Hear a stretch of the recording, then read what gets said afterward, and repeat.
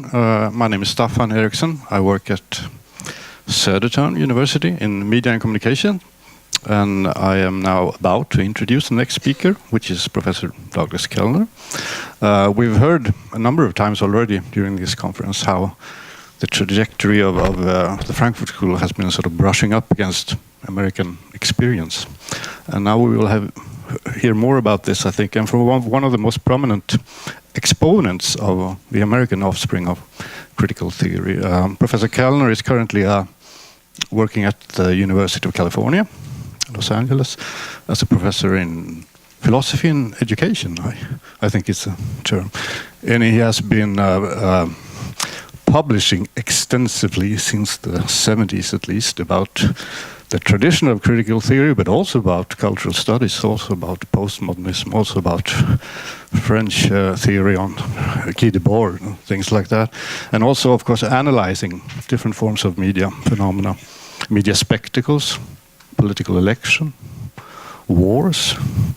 And he's also been, in a quite unusual way, at least in the European context, involved in media literacy, expanding the notion of media literacy.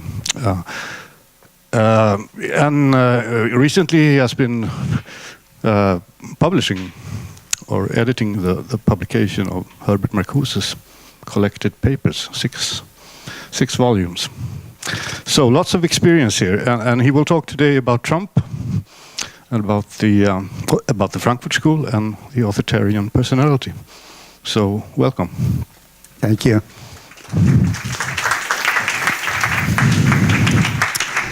Good afternoon. First, I'd like to thank the conference organizers for bringing together critical theorists from the US, from Germany, from France, and also to meet our Swedish colleagues and get together. Pardon? It's too loud? Okay. I mean, I'm happy to take this off and do it without it. So, it's okay? All right. And I'm also happy to be in a Goethe-Institut, weil ich habe Deutsch in ein Goethe-Institut in Deutschland gelernt. Und das war sehr wichtig für mich. I could study Herbert Marcuse, Adorno, and the Frankfurt School auf Deutsch. Actually, one of my career-making moves was in a poker game in Tübingen. I won about $100, and the next day I went to a Buchhandel and I bought Die Zeitschrift für Sozialforschung, which was a Raubdruck, a pirate copy. So I actually had the whole journal as a graduate student to read through the whole thing and study the urtext of the Frankfurt School. Well, today what I want to do is to really try to demonstrate the actuality and relevance of Frankfurt School critical theory through doing an analysis of Donald Trump and authoritarian populism. I want to argue that key ideas of Adorno and Horkheimer, of Herbert Marcuse, of Erich Fromm, of people we may not have heard of like Norbert Gutermann and Leo Leuenthal in their book Prophets of Deceit. How much more Trumpian can you get than that title?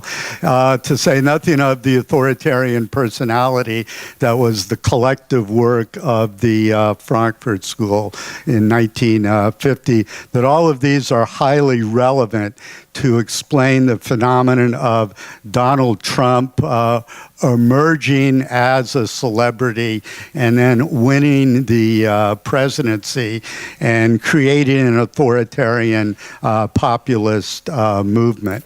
So the first key idea in explaining Trump coming from the Frankfurt School is the culture industry. All of the key members of the inner circle of the Frankfurt School saw the rise rise of German fascism. They saw how Hitler used the radio. They saw how the film industry, Leni Riefenstahl with The Triumph of the Will, how films were promoting German fascism, the mass spectacle that Siegfried Kracauer introduced. They saw how fascism used the culture industry to mobilize support for a political project. So they came into exile in the United States. And actually, right from the beginning, Adorno, Lilienthal, and certain other members of the Frankfurt School went to Princeton and worked with Paul Lazarsfeld, who was a top communication researcher. And so they started studying the mass media right away. Lilienthal also studied popular magazines. They went to the movies every day. Marcuse told me that Horkheimer loved to go to the movies. So every day, Horkheimer, Marcuse, and Adorno would march off to a movie theater. And there were a lot of them around Columbia University, where I actually went to graduate school and later went to the same movie theater as well as the Tiptoe Cafe, where they like to hang out, etc.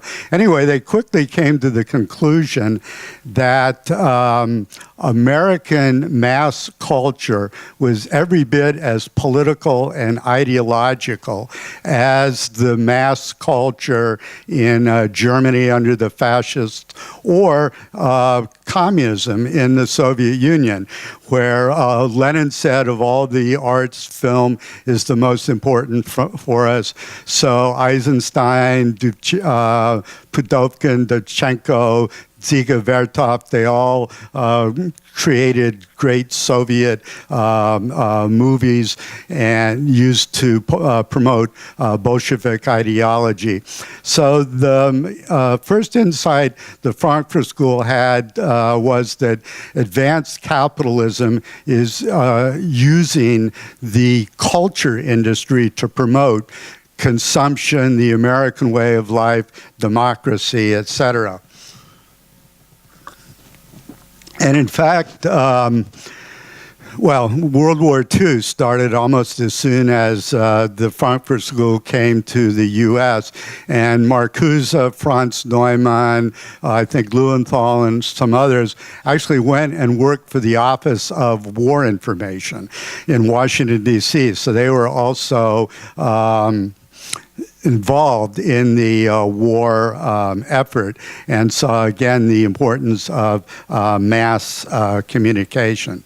Well, the other person that really understood mass communication from American society was Donald Trump. That Donald Trump is actually the first president to come out of the culture industry without having any political experience whatsoever. Ronald Reagan, to be sure, was governor of California. Well, first of all, a movie actor. He was the head, as a liberal Democrat, of the Actors Union in Hollywood. Then he went on television, and for GE, General Electric, he became their top corporate spokesman and went over to the right in the corporate world, and he ran for governor of California and then president. As was a book on Reagan called The Acting President that showed how every night Ron and Nancy would go upstairs in the White House, and just like they used to memorize their script for the next day for their film shoot, they would memorize the political script, and that the Reagan presidency was completely scripted. So he was, again, a president who came out of the culture industry. But Donald Trump, without any political experience, was deeply involved in the culture industry. As a real estate guy in New York, he was a big publicity hound. So when he built Trump Tower, he went every day in the media. Actually, actually, some reporter recorded Donald Trump claiming that he was this PR guy, John Miller. So Trump was so aware of the media that he was promoting his own, real estate projects, calling up reporters and pretending he was, a spokesperson for Donald Trump. And he also cultivated the tabloids. He had two failed marriages where his divorce were a big tabloid. And so he would call up, again, the tabloids to get a story in. He then, he almost went bust in New Jersey. He got into the casino business in Atlantic City, which was another business where PR and the media is very important for promotion of business.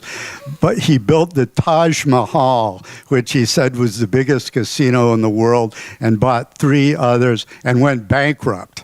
That it looked like Donald Trump was finished, and we still don't know where he was able, to borrow money for his later Trump business. I mean, there's some suspicion it's the Russians. That's now being, investigated.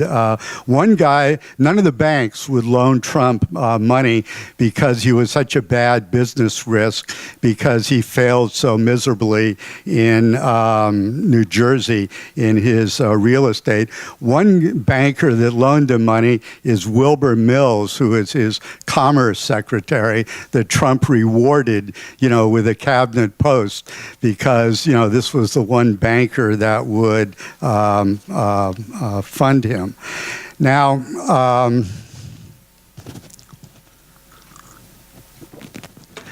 so when Trump ran for president, he was able from the very beginning to orchestrate media spectacle to dominate the media. So that's one of the main reasons that Trump became sort of a player in the campaign. And because he was such a celebrity, actually I left out another culture industry connection.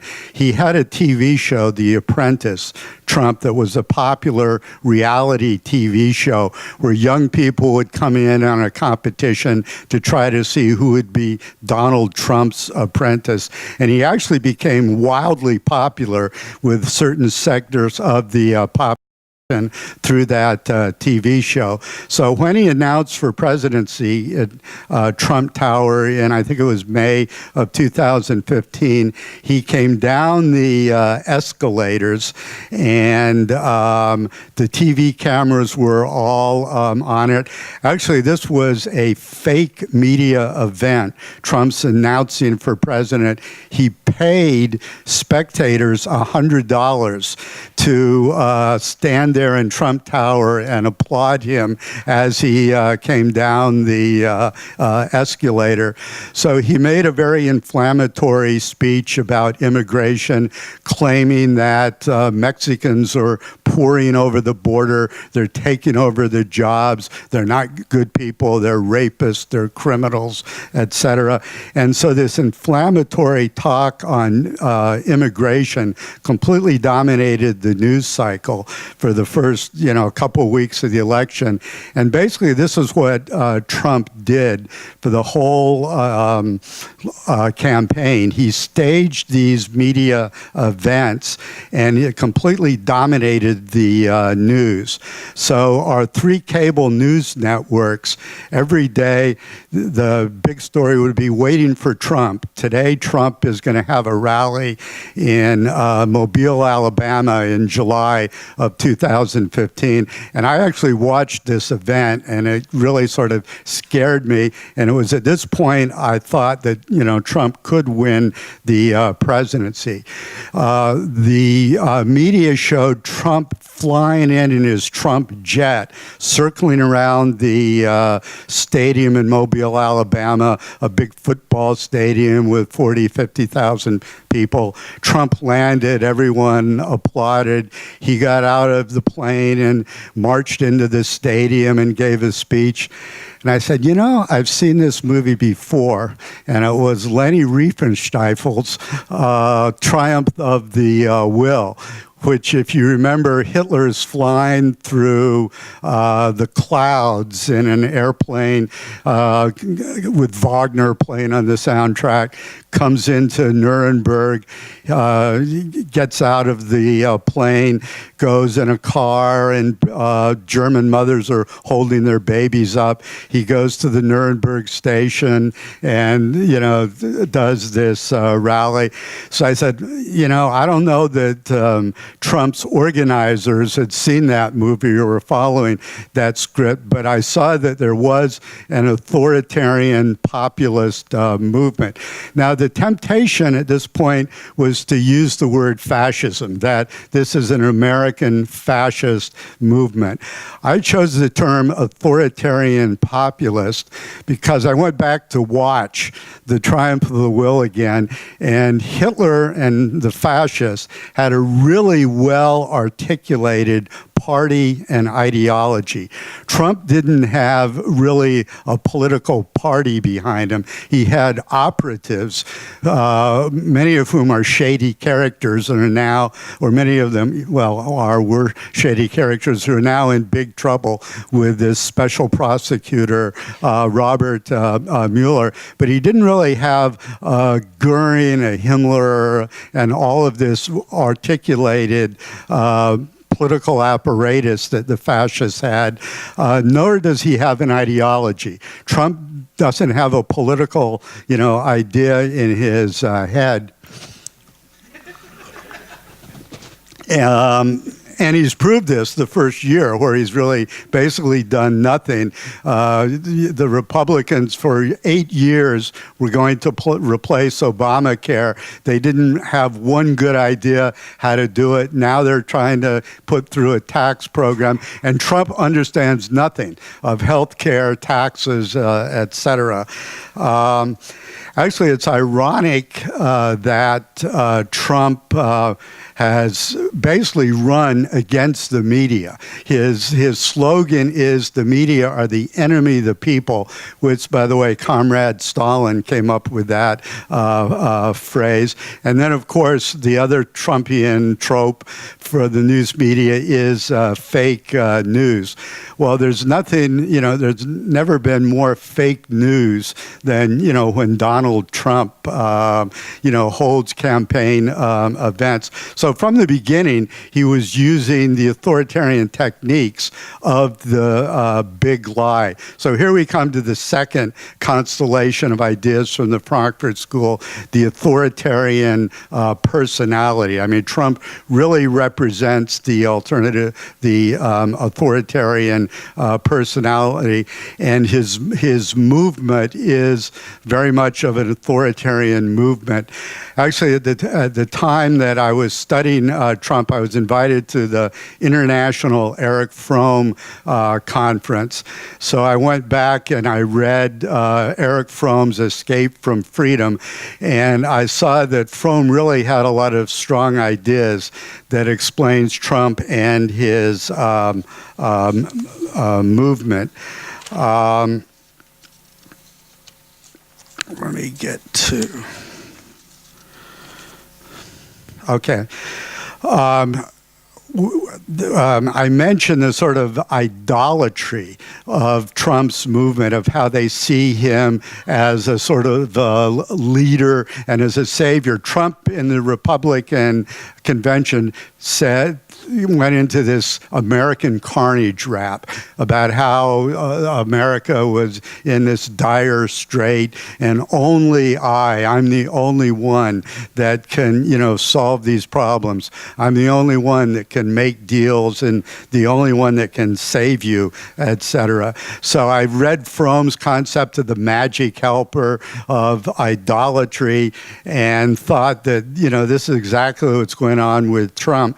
But then then I read The Anatomy of Human Destructiveness by Erich Fromm. This is an underrated text of Fromm that was written in 1973. It's a big book, about 600 pages. And he has several hundred pages of very concrete analysis of the Nazis, of Hitler and Himmler and German ideology. And he analyzes the authoritarian personality type. Earlier, I'd mentioned Frankfurt School had already analyzed the authoritarian personality, and Gutterman and Lewenthal had written Prophets of Deceit. But Fromm really analyzes the authoritarian leader's personality in The Anatomy of Human Destructiveness, and it really, to me, hit Trump accurately. The authoritarian character for Fromm is sadistic. We've never had such a sadistic president as Donald Trump. I haven't mentioned tweeting yet. I mean, this is really where Trump's sadism comes through. I mean, he started off attacking all of his Republican opponents, and he makes up these terms like lying Ted for Ted Cruz. Marco Rubio is little Marco. Hillary Clinton was crooked Hillary. So he just insults all his political opponents, and he does the same thing with media figures and personalities that oppose him. So he's really exhibited, classic traits of the sadistic personality, but also the narcissistic personality. There's a book by Michael D'Antonio, I think it's called Never Enough, about Donald Trump and the quest for success. And D'Antonio points out that Trump was actually a test case in two textbooks on narcissism, that he is, a classic narcissistic personality, which again, he's exhibited the 12 months in office. Whenever he's interviewed, it's always about himself. He can't really, see the political issues or context. Then we have, and again, this is Erich Fromm, the authoritarian character, also malignantly aggressive, vengefully destructive, and necrophilic. So this is like the destructive personality. This is a character type, and Trump has done nothing but create chaos. I mean, I alluded to his business career and his marriages, that basically, chaos. And this has been his presidency, too. You've had, this really destructive, chaotic figure, which, again, Erich Fromm completely nails. By the way, Martin talked earlier about the Fromm-Marcuse debate and how in 1955 they had this fight in Dissent, and also in Eros and Civilization, Marcuse attacked Fromm. I'm, I guess, identified as a Marcusian since I edited his 6 volumes of collected papers, but I also love Erich Fromm. I actually read all of Fromm's book before I even read Marcuse in college. It wasn't until graduate school that I was studying philosophy that I, was able to read Eros and Civilization and One Dimensional Man and appreciate them. But for me, Fromm and Marcuse can be sort of supplemented. I mean, one thing, they have tremendous overlaps. The synthesis of Marx and Freud, the attempts to develop a critical theory of society, their left-wing politics, etc. So to me, it's sort of a false dichotomy, Fromm versus Marcuse, even though there's obvious difference. It's possible, I think, to see Trump in Marcusian terms as thanatos and one-dimensional man driven by malignant, narcissistic, and destructive impulses. So again, the Marcusean categories are, as viable as Fromm's. Now, a third, and this is another Marcusean idea, is that Trump and his movement can be seen as a conservative counter-revolution against Obama and liberalism. After writing One-Dimensional Man in 1964 that describes a stabilized capitalism during the McCarthy period and the affluent society of the 1950s, Marcuse published an essay on liberation in 1969 that sort of basically celebrates world liberation movements and revolution from the New Left and feminism and black and brown power and gay liberation in the U.S. the third world liberation movements, etc.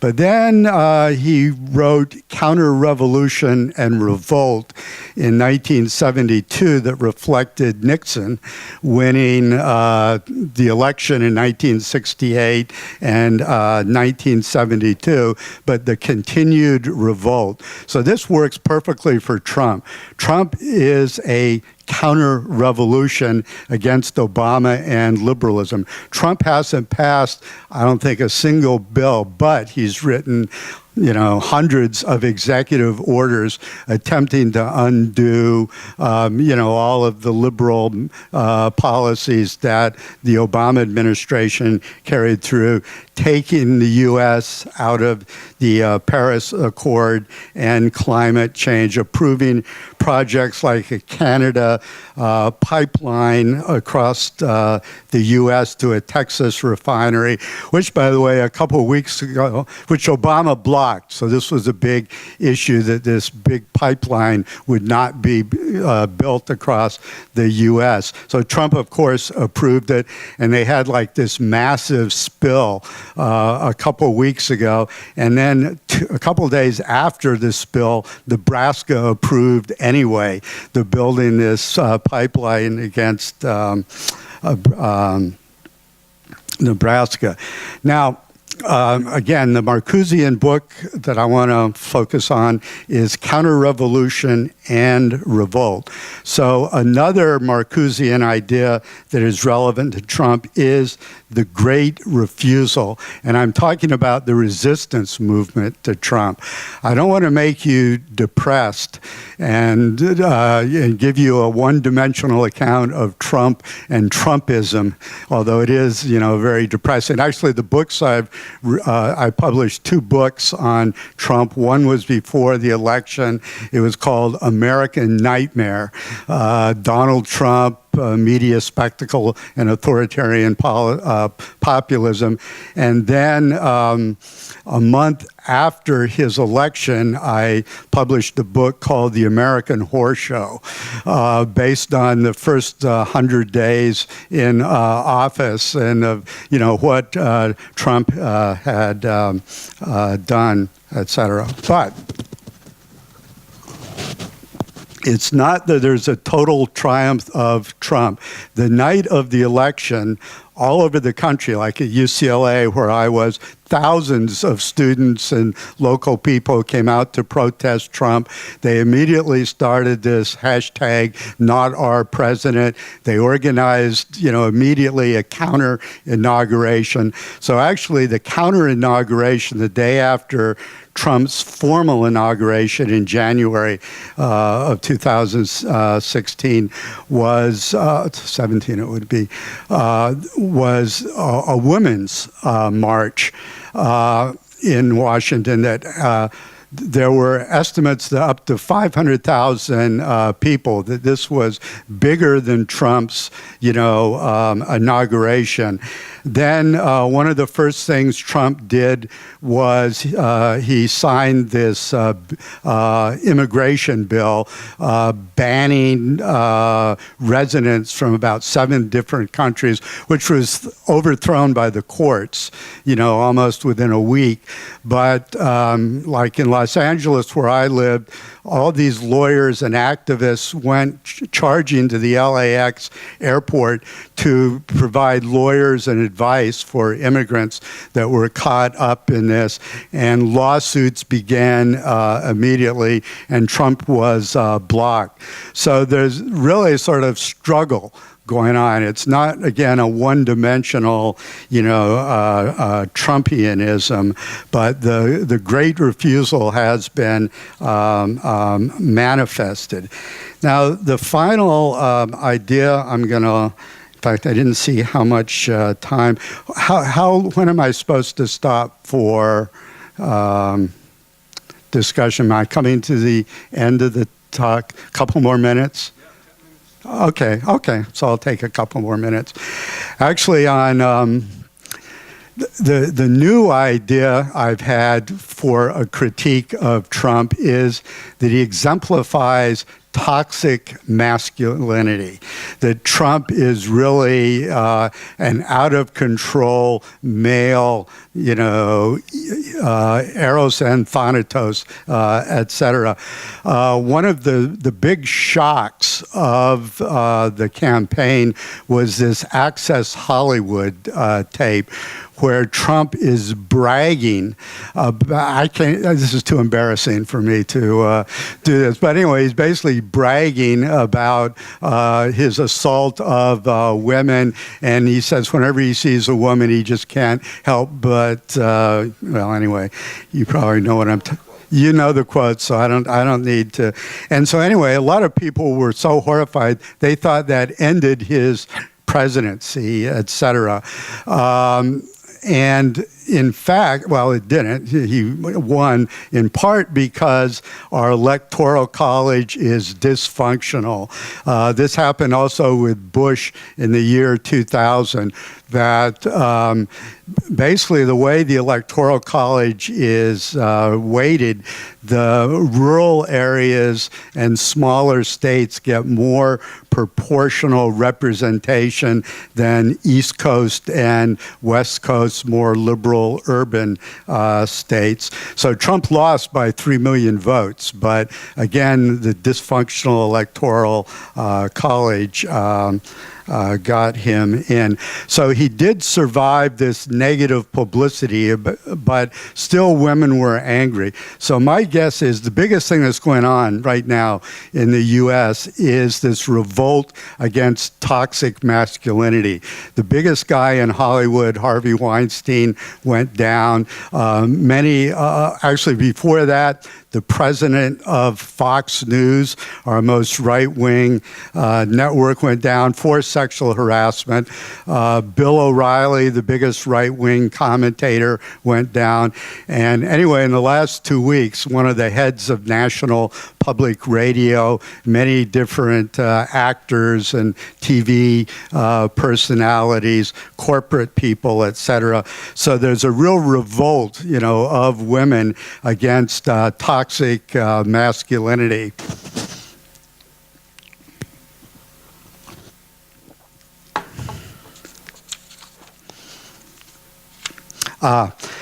On Monday, I'm going to be giving a lecture at one of the universities here, and I'm going to do a Strindbergian and Bergman, as in Ingmar Bergman, critique of Trump and toxic masculinity. A couple of weeks ago, by chance, I saw Strindberg's Dance of Death, and then the next day I watched Bergman's Scenes from a Marriage, and it really sort of nails the toxic masculinity being critiqued.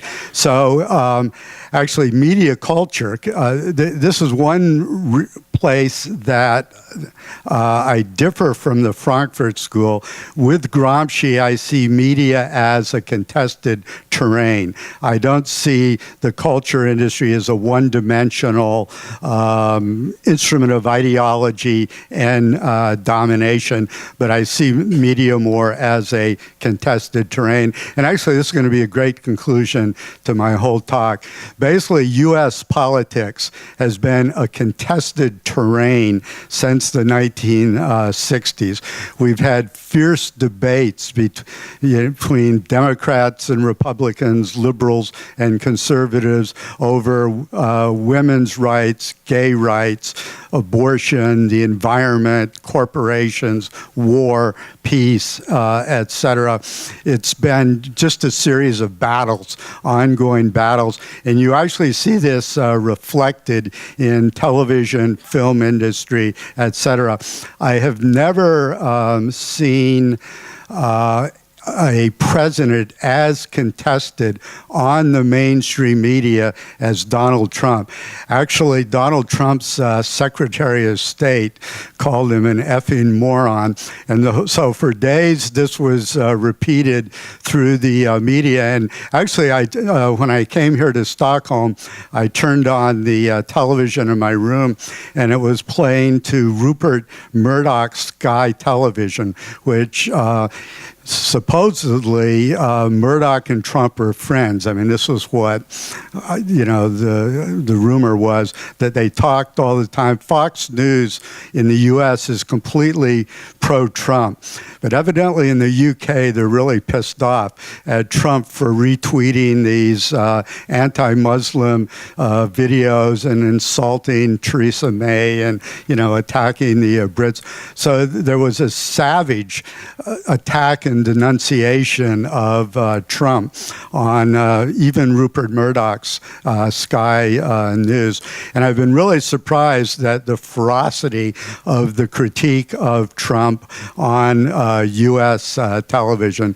So basically, I think we're in the most contested time of my lifetime. So I don't want to give you like a negative, pessimistic, rant that, we've been defeated by Trump and Trumpism, because it's been contested from the very beginning and will continue to be contested. So thank you.